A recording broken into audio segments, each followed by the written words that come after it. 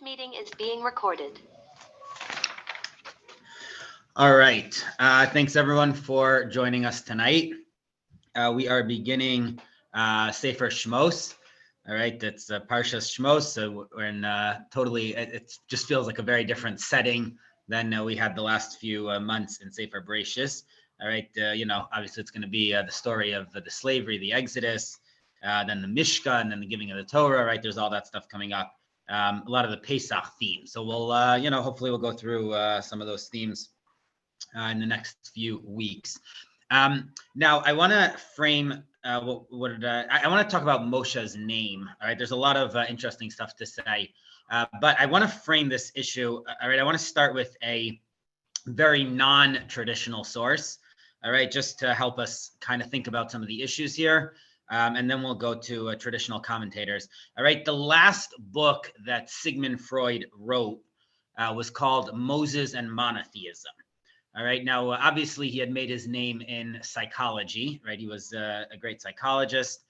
Later in his life, he turned to sort of more larger social issues, right? So he was basically creating a discipline from psychoanalysis. So he would analyze history and religion and biographies. So he started to sort of expand from just talking to private people into much more like a social science. All right, the last book that he wrote when he was 80 years old, he was basically dying. I think he had either just fled from the Nazis or he was about to flee from the Nazis. He went to London for the last few months or maybe a year or two of his life. He was fairly sick at that time. So, he was really in a very sick place. And the last book he wrote was called Moses and Monotheism. All right, now there's a lot to say about this book, and I'm just going to say one little snippet. It's a very, very non-traditional book. All right, that's the irony of it. It's one of the most serious attacks maybe on Judaism. From an intellectual, point of view. I mean, it's not like a personal attack, but basically, the thing that Freud tries to argue, all right, his main thesis is that Moshe was not even really a Jew. All right, so the whole story was like a fabrication later on in history, and this is based on certain historians that he's quoting. The good news for us is that it's not a very convincing argument, and most scholars have not seen it as that convincing. There's a historian at Columbia, he died, named Yosef Chaim Yerushalmi, who wrote a rebuttal. But again, it's all on a scholarly level. It's not personal attacks. But he basically said that welcome back to Phil. I guess he's texting or he's responding. Anyways, okay, sorry. So, what was I saying? Okay, so he wrote. So this guy Yerushalmi wrote a book about Freud's book, and he basically says that it tells us more about what Freud wanted to think. It tells us more about him than it does about the Torah. But either way, this is the point I just want to pick up from this whole messy issue. Okay, which is that the Freud says that Moshe. That name Moshe. One of his proofs that Moshe was not a Jew is that the name Moshe, he says, is not a Hebrew name. All right, it's based on the name Mos or something like that, however you pronounce it, which is an Egyptian name. All right, the name Moshe, he does not think, and again, this is based on some historical studies. He does not think that the name Moshe is a Hebrew name. Okay, he thinks that it's an Egyptian name, and there are certain Egyptian names that are similar to that. So that would seem to indicate that Moshe was originally an Egyptian, and from that he builds this whole theory that Moshe was an Egyptian, and it was a story that was forgotten, and whatever it was rewritten later in a whole different way. Okay, now I want to focus in on this issue over here, which is, what is the name Moshe? Okay, now obviously, and we'll see in a minute how the Torah describes it. Right, we assume that the name Moshe is a Hebrew name. Okay, but we're going to see that that's not so clear. Okay, and we're going to see that the issue that he's raising, whether Moshe is an Egyptian name or a Hebrew name, is actually a fairly robust debate, even amongst the classical commentators. All right, so let's see the background for how we get to this place. At the beginning of the second chapter of Shemos, so the Torah tells us, right, the famous story that the boys were being killed. Moshe's mother, Yocheved, gives birth to him. She tries to hide him, but eventually she can't, so she puts him on the Nile River. And then his sister Miriam is watching him, right? The daughter of the Pharaoh, Batya, comes down to wash herself in the river. According to the rabbis, she was actually converting at that point. Okay, she comes down, sees this baby, takes him. Right, according to the rabbis, he won't nurse from any of the Egyptian midwives. So she ends up asking Miriam to go find a midwife, and she finds her mother Yocheved, right? Not a midwife, a nursing, someone to nurse him. She finds her mother Yocheved, okay, and Yocheved is basically paid to nurse her own son, right? Which is good work if you can get it, right? So she's now nursing her own son, getting paid by the Egyptian, by the princess, and then she returns him to the palace when he grows older. And now here's how the Torah puts it in verse number 10. Vayigdal hayeled v'tivyehu lebas paro. The son grew up, right? Moshe grew up. She brought him to the daughter of Paro, to Batya.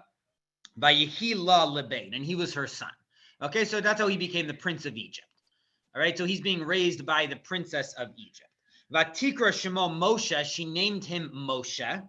Vatomar kimina mayim mishisihu. She said that I pulled him from the water. Okay, so the name Moshe it's derived from kimin hamayim mishisihu, that he was pulled from the water.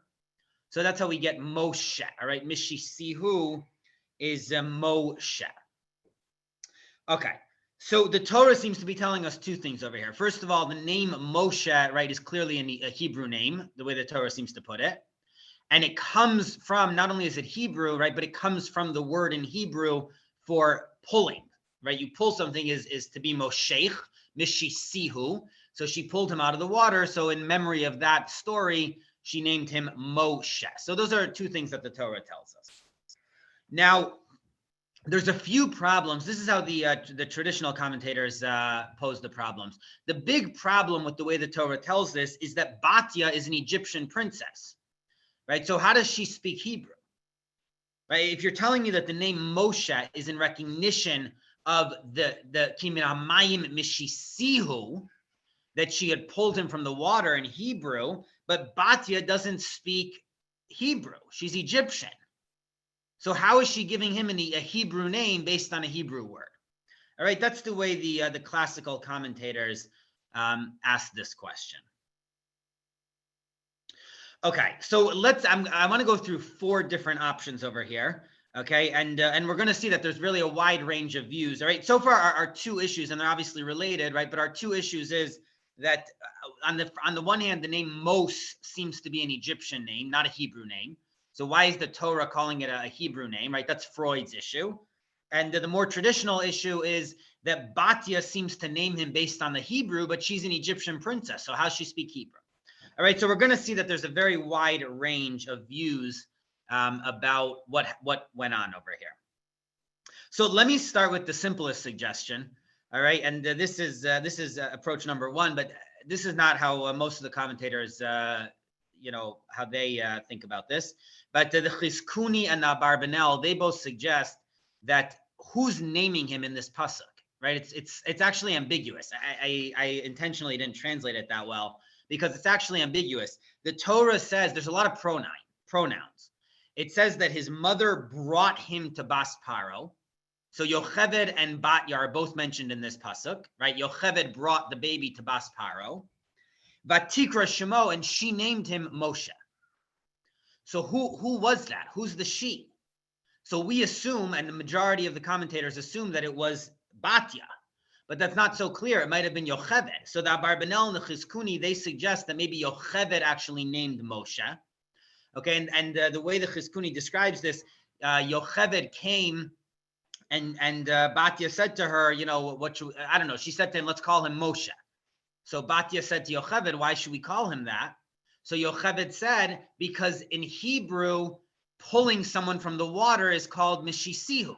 So let's call him Moshe. And Yocheved and Batya said, okay, that's a good idea. So she agreed. Okay, and I also will add, there is some evidence for this in the pasuk because it says that she called his name Moshe, and she said, because I pulled him from the water. So you don't need to repeat she said, right? It should have just said she named him Moshe because she pulled him from the water. Why are you saying, why it like says the verb that she called him and she said 2 times. So maybe that refers to this conversation that went on, that Yocheved said, let's call him Moshe, and Batya said, why? And then Yocheved explained because he was pulled from the water, and Batya agreed. All right, so that's suggestion number 1. And that obviously will solve the problem because Yocheved was right from the family of Yaakov. So she obviously was a Hebrew speaker. She came from Israel. So she obviously was a Hebrew speaker. So if she named Moshe, then that would solve all of our problems. Now, the problem, though, is that the Netziv in his commentary, so he points out that this would be unusual, though, because why would Yocheved, who is now adopting him, why would Batya, who is now adopting him, allow Yocheved to name him? Right? Normally, if someone's adopting a child, so they name them, right? They, especially a baby, they would name them. So you would think that Batya would be the one naming him, not Yocheved. All right, so that's approach number 1, which is, again, that the Torah is ambiguous, and it does not mean that Batya named him. It means that Yocheved named him. Batya agreed to it. But the problem is that it seems like Batya did name him because that's the normal way of things. And also, the majority of the commentators do assume that it's talking about Batya, right? Yocheved gives the baby to Batya, and then Batya names him. So now we're back to our question, which is, how did Batya speak Hebrew when she was an Egyptian princess? Okay, so let's go to approach number 2, all right, which is, this is in the Ibn Ezra, and the Tosfos in their commentary in the Das Zakanim, so they also mention this. They also mention this approach.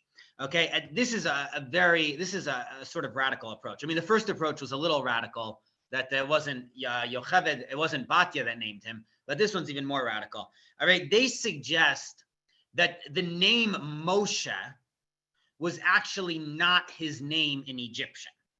Okay, he had another Egyptian name, right? It's like nowadays you have a lot of people, right? You might have a guy that's named, I don't know, in Hebrew his name is Noam, right? And in English his name is, I don't know, Jack, right? So same thing with Moshe, all right? He had an Egyptian name that had nothing to do with his Hebrew name, okay? It was a totally Egyptian name, which whatever the word for pulling someone from water in Egyptian is, right? That's what his name was. The Torah translated it into the Hebrew, which is Moshe. Okay, in other words, the Torah took his Egyptian name. Batya named him whatever the word for pulling someone in Egyptian is. Okay, I'll tell you what that word is in a minute.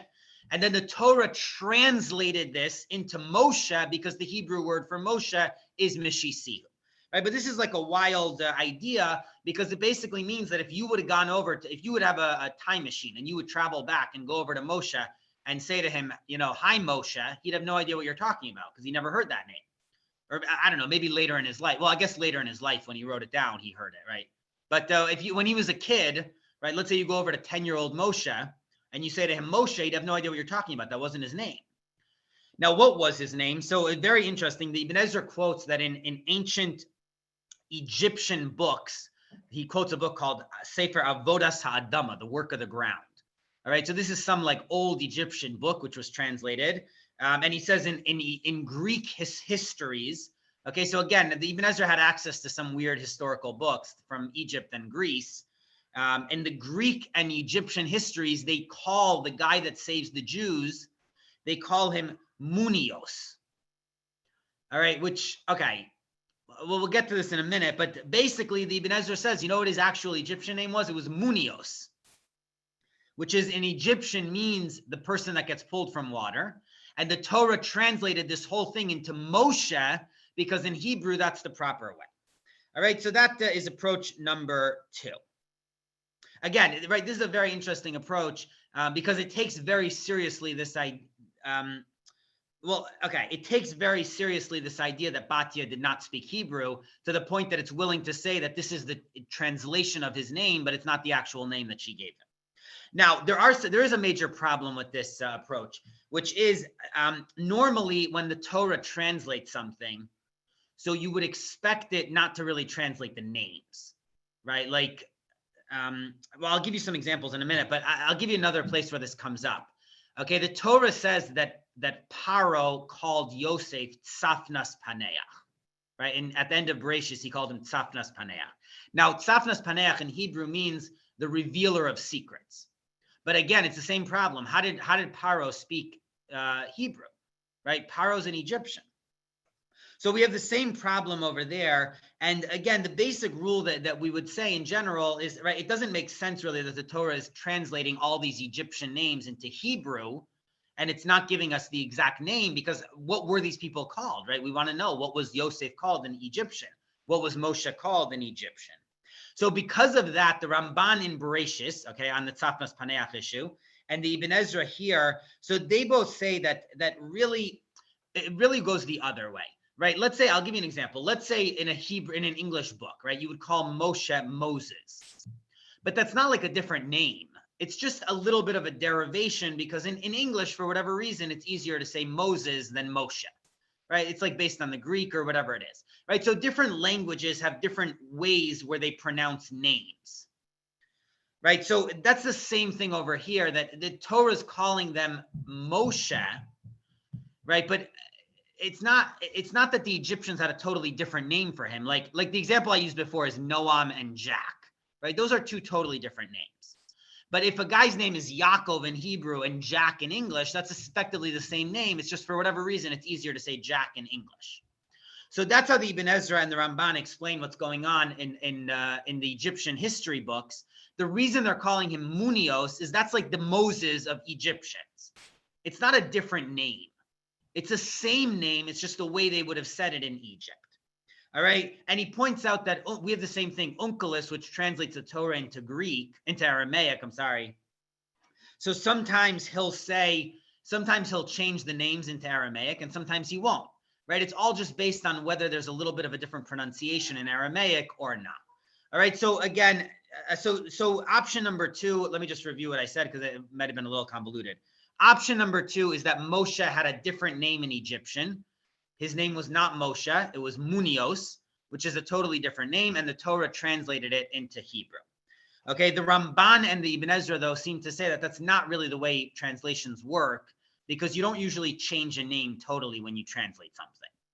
The way you would do it is you just alter the name a little bit to fit into the language, how it fits better into your language.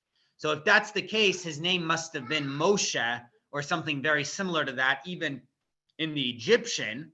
All right, Munios is similar to Moshe, but again, he was named after the fact that he was pulled from the water, Mishisihu in Hebrew. All right, so that's our first 2 approaches, and again, we have problems with both of them. Now let's go to the third approach. All right, this is the simplest approach. It's like the most elegant approach, and that is the Ibn Ezra and the Das Zakanim. They both suggest that maybe Batya did know Hebrew. Right? The whole assumption of the question is that Batya didn't know Hebrew, but maybe she did know Hebrew, right? Maybe she learned Hebrew from all the Jews that were living there. So she knew Hebrew. And the Chizkuni adds that this makes sense because she was converting, right? If she was converting to Judaism, so obviously she's interested in Judaism. So it makes a lot of sense that she would have learned Hebrew. All right. So the whole question might be based on a mistaken assumption, right? Even though the previous approach of the Ibn Ezra takes very seriously that she didn't know Hebrew, but then he says maybe she did know Hebrew. All right, and then he says something else. The Ramban and the Ibn Ezra, they say very similar. Even if she didn't know Hebrew, she could have just asked one of the Jewish ladies, right? It doesn't mean she had to take a whole Hebrew course and learn the whole language and master the grammar and everything else. She could have just asked someone, how would you say pulled from the water in Hebrew, right? So that would be a simple option. It's very similar also. Rav Hirsch says that maybe she just asked Yocheved. Right, same idea, but not just that she asked a random lady, but she asked Yocheved when she brought him back. So she said, I want to name him pulled from the water. All right, so she named him, Mishisihu, because Yocheved suggested that name. All right, so that's I think the simplest approach, that Batya did know Hebrew. Now let me go to one final approach. All right, a fourth approach, and then we'll analyze a little bit. Okay, the fourth approach is a very contemporary approach. All right, this is in the Malbim and then it's Siv. All right, so this is both 19th century. The Malbim quotes, very interesting. The Malbim quotes from Philo, who's a very early Jewish writer from the period of the second Beis Hamikdash. Philo's a whole story unto himself, but he wrote a lot. He lived in Egypt, in Alexandria, and he was a very Greek sort of. He was very influenced by Greek culture, and he wrote a lot about the Torah, but none of it was preserved in Jewish. The Jews didn't really care what he had to say because he wasn't so frummy. So the Christians, though, preserved his writings. So Philo wrote a book called Life of Moses, and the Malbim quotes this, and he also quotes from Josephus, who's also a very early Jewish historian. He's hundreds of years after Philo, but those are the two earliest Jewish historians that we really have, Philo and Josephus. They were both very like Greek, Roman, very secular influenced. So they, according to the Malbim, I don't have the tools to, or I didn't have the motivation to look this up. According to the Malbim, this is how he quotes them. He says that they say that the word Moshe is actually a Greek name. It's not a Hebrew name at all. It's a Greek name. The word Mo wait, let me get this right. The word Mo in Egyptian means water. All right. Because the word Moi in Aramaic, right? Like in the Gemara, they always call water Maya. Right. So Moi in Aramaic means water. So Mo in Egyptian means water. And She in Egyptian, again, this is what these ancient Jewish writers are saying. The word She means pulling. So Moshe actually means pulled out of water in Egyptian. So now I can't evaluate if this is true or not, but I'm just telling you what he says. He says that there's an unbelievable coincidence that the word Moshe means pulled from the water, both in Egyptian as well as in Hebrew. Now, the way you get there is different. In Hebrew, it's minamayim mishisihu, right? I pulled him from the water. So that in Hebrew is that's how you get to Moshe. In Egyptian, it's Moshe, means water pulled. All right. So, okay. So, I mean, this is a great theory. Again, I don't know. I don't know. It's a great theory if it's true that there's a pure coincidence that the word Moshe means the same thing in Hebrew and Egyptian. And I'll end with one final suggestion, which is the Netziv. All right. Now, he quotes also a very interesting source. He quotes a guy, Reb Shmuel from Baim, or Boim, I don't know, however you say it. It's a city in Germany. I looked this guy up, and there is a guy named Samuel Boim. I don't know anything about him, but either way, this seems to be who he's quoting. And again, I have no idea how he knows this, but he says that the word Moshe in Egyptian just means child. Okay, it means the child. So the prince of Egypt was always called the child. All right, they just called him the child because he was the, like we have the first lady. Right. So there was like the first child, right? The child was the prince. So Moshe meant the child. So what does it mean in the Torah when she says, I pulled him from the water? It's not explaining the etymology of the word. It's just explaining why she's naming him the child, even though it's not her biological son, because I pulled him from the water. All right. So right. This is, again, a very wild suggestion that Moshe is not from the etymology of Mishisihu, but she's just saying that since he's my son, therefore I'm naming him Moshe. All right, which means the child. Again, how he knows that the word Moshe means the child in Hebrew, in Egyptian, I do not know. Okay, so now those are our 4 suggestions, and I just want to sort of review right now how diverse a spectrum we have. Okay, so again, the 4 suggestions we have is that Yocheved named him, not Batya. So it is a Hebrew name, but Yocheved gave him that name. The second suggestion we have is, again, that Batya didn't speak any Hebrew, but she named him something totally different, Munios, and the Torah translated that name into Moshe, and it explained a whole thing differently.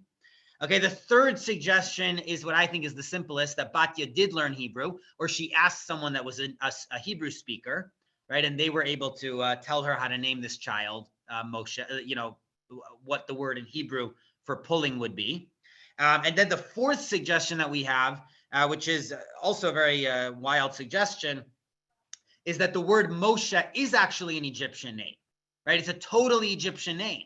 And it happens to coincidentally line up with the Hebrew for being pulled, or it just means the child. It has nothing to do with being pulled, but it was a totally Egyptian name. Okay, so to come back to our original two questions. All right, the issue of does Batya speak Hebrew? So now we know that that's a big debate, right? There are some commentators that think no way, and there are some commentators that think yes, or she just asked the Hebrew speaker. And the issue that the other issue is Moshe Hebrew, an Egyptian name.